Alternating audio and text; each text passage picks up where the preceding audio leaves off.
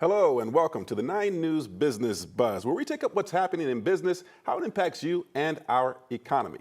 I'm Ryan Frazier, 9 News business expert and CEO of Frazier Global. I'm joined by my fellow expert, Ed Sealover of the Colorado Chamber of Commerce and the editor of the Sum and Substance. Ed, how about we get into some business news today? That sounds fun. Let's talk. Ed, this November, voters are going to decide whether to double or even triple lodging taxes paid by visitors in 7 Colorado counties. While these taxes are popular for funding local services, there are some who fear that they could make a Colorado vacation a little bit too expensive. Now, there are a number of counties, we'll get into all of those, but they include some attractive destinations like Chaffee County, Routt County, Eagle. They're all going to be asking voters to approve a tax hike. Break this down for us. So for a number of years now, Colorado counties have been allowed to ask for a 2% lodging tax, and they've been allowed to use it only for certain purposes, and those include tourism marketing, as well as child care services and affordable housing for the service industry workers in those counties. This year, the legislature passed a bill that said you can actually triple that up to 6%. This was at the county's behest, a lot of them saying, look, we need more help right now, and they expanded the use of services to places, areas like public safety and public infrastructure as well. What we're seeing is kind of a rush of the ballot from 7 counties saying, let's take advantage of this new law very quickly. Yeah. Now, here's the thing that's interesting to me is that 7 counties are all asking for a tax or potential tax increase this year. I don't know if there's something in the water or something in the air, but why are we seeing so many counties pushing for these significant tax hikes this year? Well, Colorado has always been a popular place for destination tourists, but really starting in 2020, you saw people coming for longer and staying in these areas even more often. It became more popular during the pandemic. And when that happened, a lot of counties said our need for services really went up.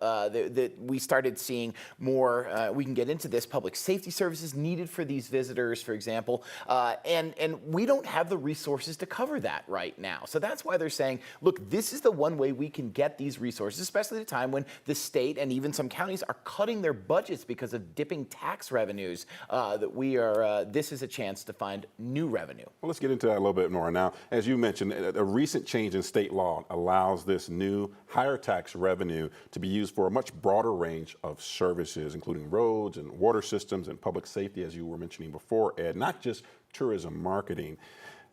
Before we get going, let's put up what a Routt commissioner had to say for this, in terms of these proposals.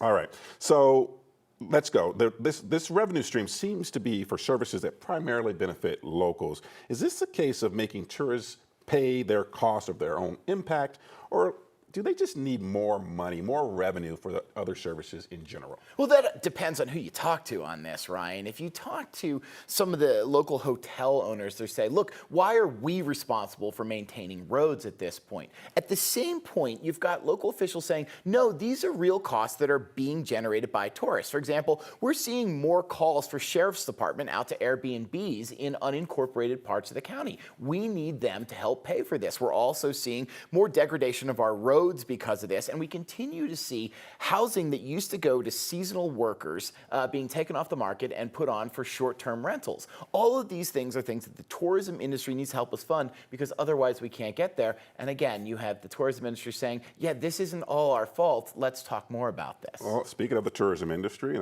the tourism and lodging industries are warning that these cumulative taxes could start to scare away visitors, especially as our state tourism economy begins to slowly sort of rebound, if you will, from this post-pandemic boom. A Buena Vista hotel owner had this to say against the proposal. Now, Ed, how real is the risk that a family from Texas or Kansas or somewhere else that might be wanting to come to Colorado might look at the total bill and decide, you know what, I think I'm going to go ski in another state, say Utah or Montana? Well, it's a good question, and frankly, we're not sure how many people will look at this and say, whoa, 6% lodging tax, it's time for us to check out Park City instead. But here's what could happen, and one of the leaders of the Beaver Creek Resort described this very well when explaining his opposition to the Eagle County Commission. He said, look, maybe they still come, but they suddenly look at their bill, it's that much higher when you're going triple the taxes per each night that they're going to be staying there, and they decide, I'm going to stay in and cook tonight. I'm not going to go to this show. I'm going to not go shopping here. And suddenly the restaurant and retail industries in town are suffering.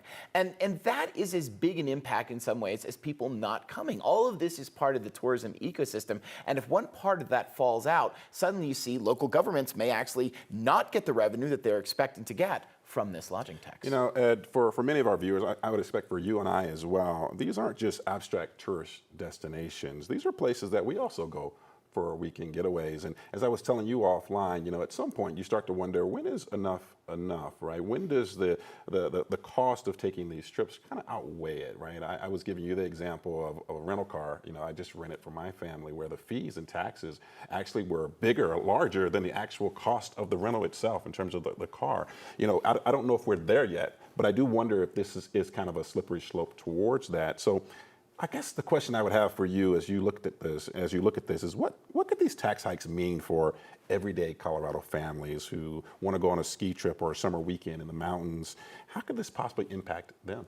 Well, you don't want to sound cliched and say it's another straw on the camel's back, but at the same point, we at the Colorado Chamber have been looking at regulations like this. It's not just one regulation that forces a business to close, it's the accumulation of regulations that are causing so much cost that they have to pull the plug. Same thing with these taxes. I mean, yes, people are going to look at this and they're going to complain and they're still going to come, but at some point, somebody from Denver is going to look at their bill, and we do this in my family, and say, how much did this cost afterwards? And say, guess what? That's one less weekend we're going to be able to do this year. I think it's a big concern that local officials need to think about, even as they look for new ways to generate revenue. Yeah, as a business owner myself, I also wonder, like, if I'm an area tourism business in this area, like, how am I looking at this? You know, am I even aware of it? Thank God for the business buzz. Hopefully they're watching.